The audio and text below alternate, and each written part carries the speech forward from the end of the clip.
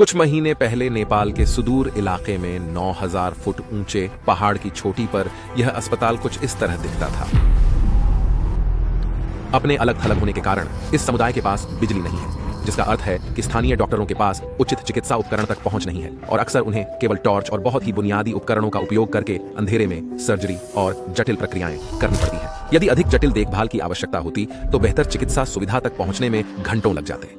इन सीमाओं के परिणाम स्वरूप कई मौतें और गर्भपात हुए हैं। इसलिए हमारे दीर्घकालिक साझेदार गिव पावर, जिनके साथ हमने पिछले 3 पशु परोपकार वीडियो में काम किया है, ने डैन और डैरन को इस समस्या को हल करने में उनकी मदद करने के लिए कोलुगुआन गांव की यात्रा पर उनके साथ शामिल होने के लिए कहा, जहां निस्संदेह पृथ्वी पर सबसे खूबसूरत स्थानों में से एक में उनका अविश्वसनीय रूप से गर्मजोशी से स्वागत किया गया। पहली सुबह डैरन की मुलाकात संजय नामक एक स्थानीय गिव पावर इंजीनियर से हुई, जिसने उन्हें नीरा, जिसने पहले भी ठंड के कारण और उचित चिकित्सा सुविधाओं और उपकरणों की कमी के कारण अपने बच्चे को खो दिया था।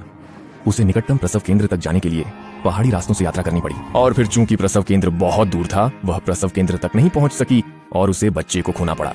और सरकारी फंडिंग की कमी के कारण इस अस्पताल को कम से कम 20-30 बजे तक बिजली नहीं मिलेगी। यदि अस्पताल में प्रसव सुविधा चालू होती तो उसके साथ मामला बिल्कुल अलग होता।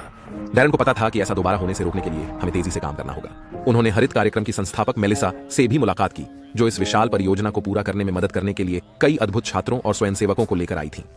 जब मैं छोटा था, मैं मलेशिया में अपने परिवार से मिलने गया था। ये पहली बार था जब मैंने समुद्र देखा, ये पहली बार था जब मैंने चट्टान देखी, और तब यह वास्तव में पहली बार था जब मुझे एहसास हुआ कि अगर हमें लोगों को प्रकृति और दुनिया की सुंदरता दिखाने का अवसर मिले तो यह वास्तव में कुछ ऐसा खोलेगा जो हमें भी इसे संरक्षित करने के लिए प्रेरित करेगा। इसलिए हमने मूलतः विश्व भर से ऐसे छात्रों को लिया है जो प्रभाव डालने और सक्षम होने के बारे में गहराई से चिंतित हैं।